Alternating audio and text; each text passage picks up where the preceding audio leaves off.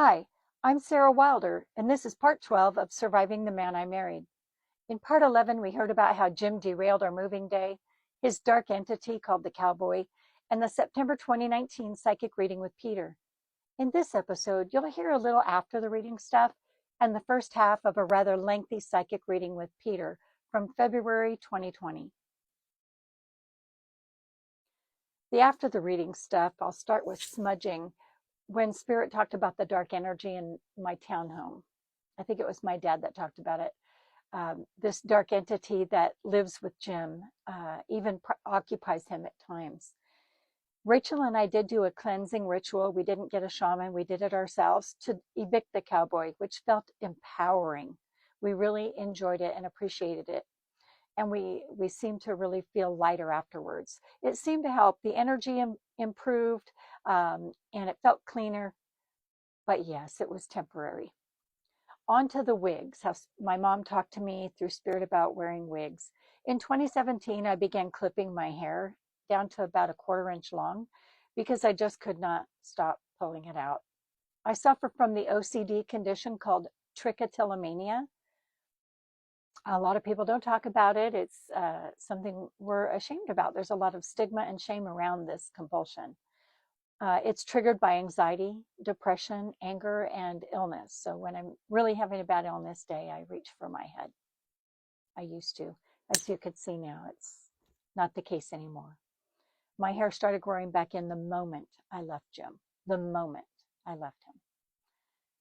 Mainly I wore cute buffs, like those stretchy hair wrap things they wear on Survivor. I had a drawer full of those. Or I wore nothing at all.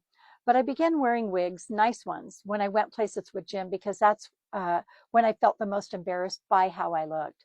And by the way, Jim, his head was shaved. He wore hats, baseball hats, but he always had really nice clothes, high quality clothes. These were really nice things. He looked the best. He had the nicest shoes, newest car, etc., etc. You know the type. I was good at styling my wigs, and also I did a full face of makeup to go with them. But as my mom said in the previous reading, it never made any difference to Jim. Wig, bald, makeup, no makeup. I only wore the wigs after that for myself when I wanted to play a little bit of dress up.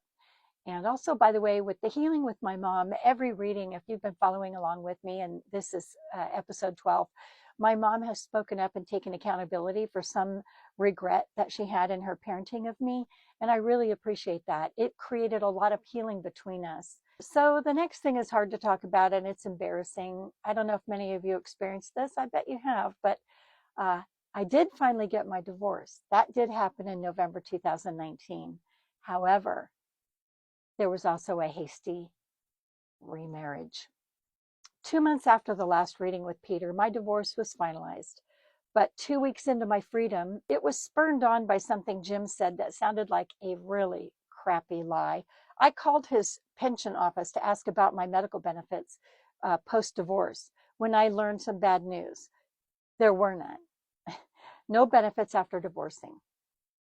Jim promised exactly the opposite, even went into some explanation. I don't know why I trusted him. I knew plenty well not to trust him on anything that fell out of his mouth, yet I did. It was stupid. If we remarried before 30 days had passed, these ladies at the pension office said, there would be no interruption to my medical coverage. It could continue as it was in that moment because Jim never reported our divorce, nothing. So less than 2 weeks later, we were at the Justice of the Peace's house, 7 o'clock on a Sunday night and his home in Orem. We were remarried. I humiliated myself for platinum benefits. Even after that stupid stunt, I still got amazing readings. Spirit still hung in there with me. And if nothing else, that tells you and I that Spirit never gives up on us, even when we do. Okay, so on to the reading from February 2020, and it's a really long one, so we're going to cover the rest of it in part 13. My parents entered the room first and lovingly greeted me with hearty hugs, kisses, and I miss yous. For the first 15 minutes, they spoke to me about the grandchildren for whom I'd been worried.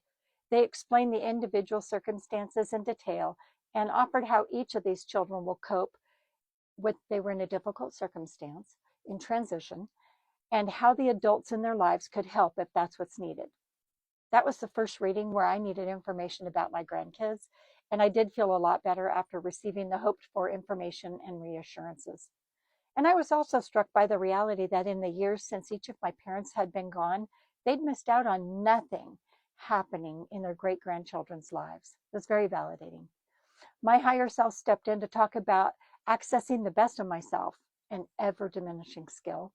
She instructed on the root causes of my emotions, mainly festering anger, frustration, citing claustrophobia, limitations, resistance, and frustration with my inability to do what I want to be doing. She continued, describing me as a kind and patient person who does not get reciprocation of those qualities from Jim, but instead he applies toxic language with venomous adhesive to cultivate doubt, fear, and negativity within me. To combat these attacks, my higher self laid out, I need to find my authentic self, something she defined as being the purest form of ourselves, how we were before our lives and mortality created blocks.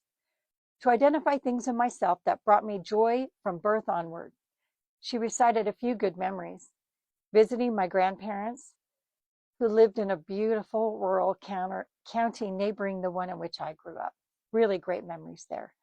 And how happy I feel when I'm in the outdoors, and how much love and compassion I have for living things, even bugs and tiny creatures. I'll add to this my absurd adoration, teetering on worship of wiener dogs, and a deep connection with horses. My higher self explained how the negative feelings I have and words I use are responses to the harmful things done and said to me, not reflections of who I am. She counseled me not to allow the negative words used on me to control my behavior, not to become the emotion, and warned that when we think or wish harm on someone else, we cause harm to ourselves because we're sending judgment to another. That's a really hard one for me. Hashtag Scorpio. She called that dynamic the human struggle when we fail to recognize that we are no different than our attacker.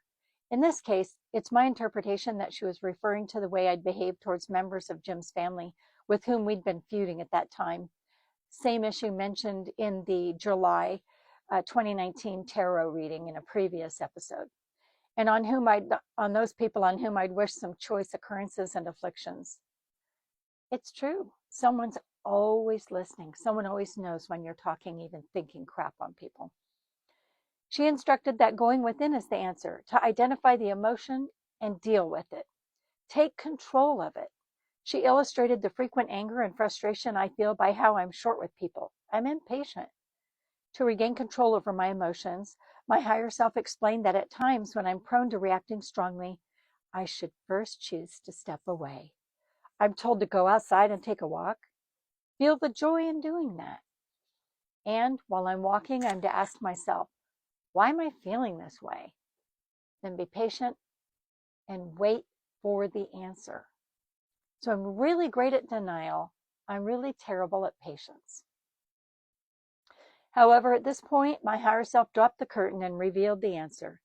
The real reason for my now much talked about emotional entrenchment was me. Right here, me. In 5G clarity, my higher self diagnosed my state of denial as the root cause for why I've chosen to stay the course.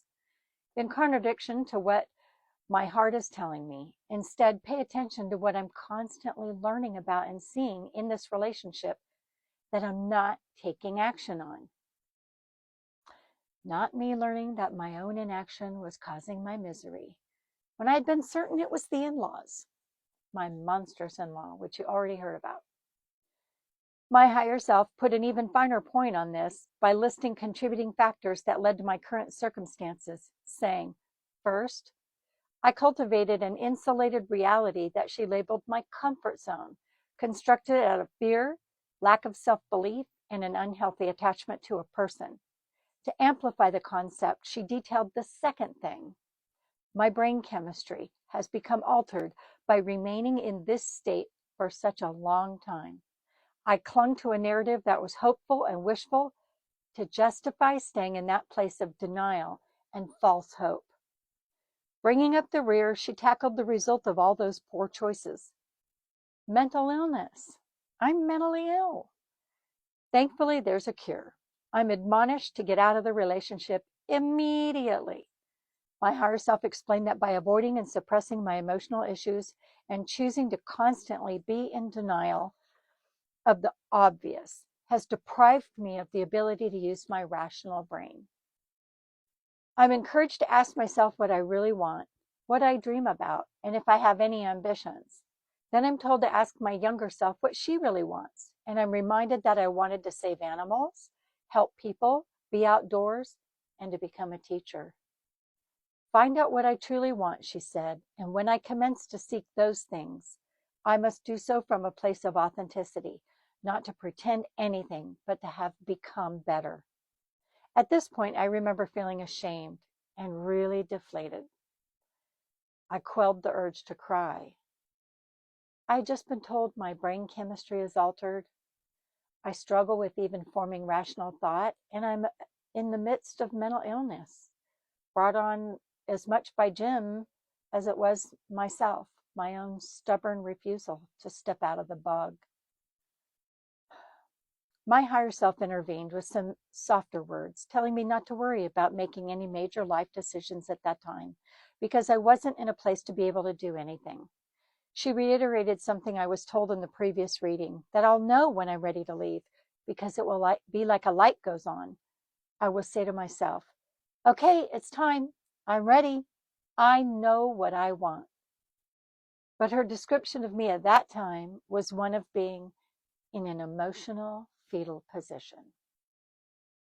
I think I think many women who are married to or in a relationship with a toxic narcissist, and I had a malignant narcissist, know exactly that feeling.